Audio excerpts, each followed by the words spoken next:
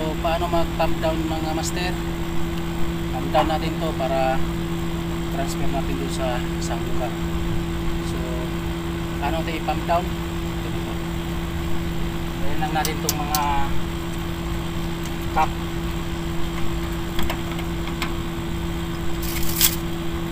Tapos kabit natin itong suction. Ito siya. Kabit natin dito sa may suction pipe or gas pipe.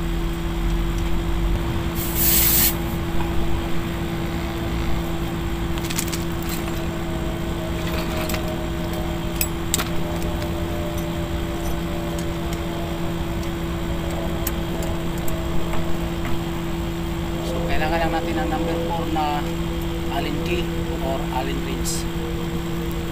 Tingnan nyo yung charge natin 65.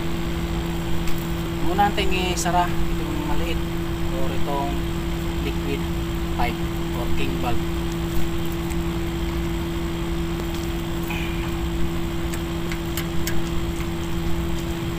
Sara natin itong liquid line king valve. Tingnan nyo yan, bababa yan oh. Habang bumababa yan, sara din natin itong suction. Ayan o, magti-zero yan.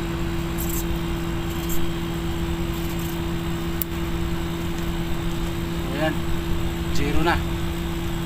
Sara lang natin. Tanggalin natin itong power.